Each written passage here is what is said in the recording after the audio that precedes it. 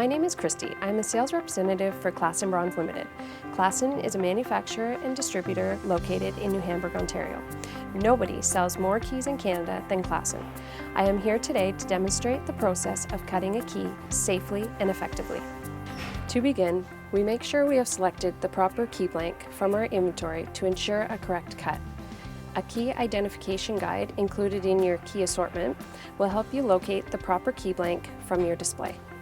The basic principle is to match the customer's key with a key blank that has the same blade length, width, and grooves. The shape of the key's head does not have to be similar for the key to work. Hold the keys together and make sure the distance from the tip of the key to the shoulder of the key is the same. Secondly, hold the two keys together and make sure the grooves of the keys are the same. Now to show you how to cut a key.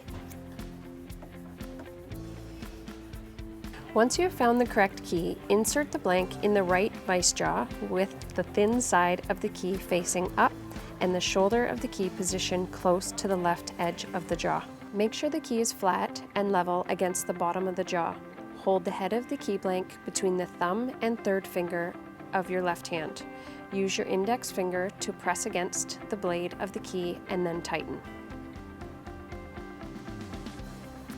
Lower the gauge fork down onto the blade of the key.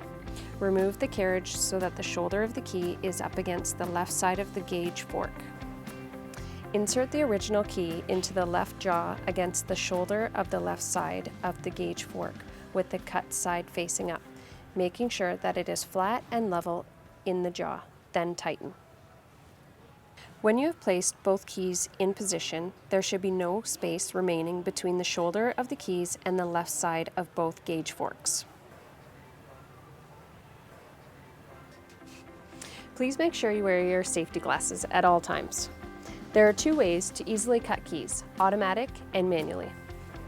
To cut on the automatic feature, stand close to the machine so you can look down as you work. Turn the switch on to get the cutting wheel spinning. Slide the carriage to the far left with the index finger of your right hand on the trigger and placing your thumb on the carriage for leverage. Squeeze the trigger as far up as it will go.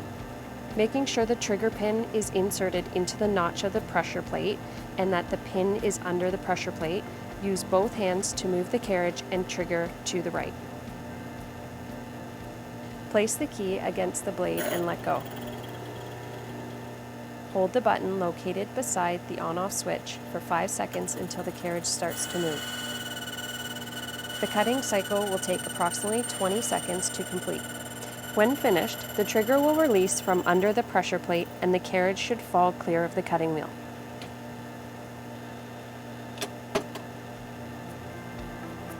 When the cutting is complete, turn off the machine, then take out the duplicated key. Turn the machine back on and brush the shavings off the key, brushing one side of the key and then the other.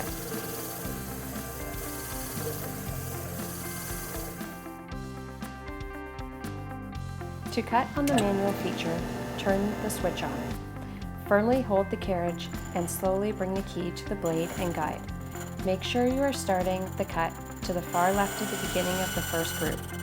Trace the original key hitting all peaks and valleys of the cut, at the same time putting pressure up against the blade.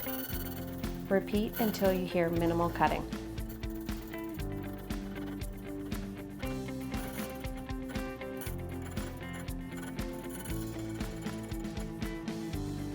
When the cutting is complete, turn off the machine, then take out the duplicated key. Turn the machine back on and brush the shavings off the key, brushing one side of the key and then the other.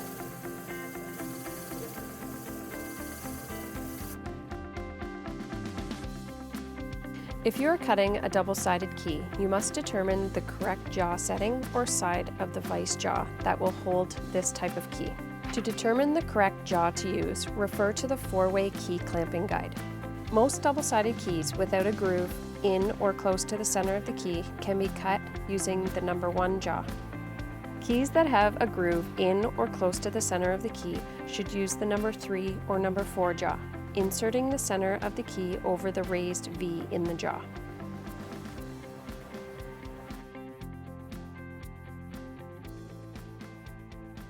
When lining up the car keys with no shoulders, use the gauge fork at the tip of the keys, moving the carriage to the far left and gauge fork to the right.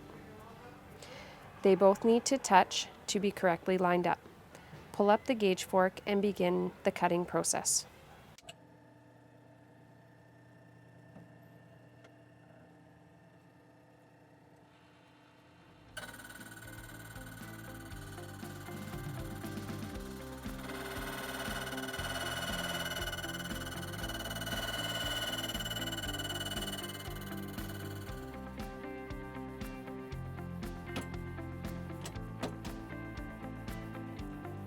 Hopefully this quick demo will help you when duplicating keys in your store.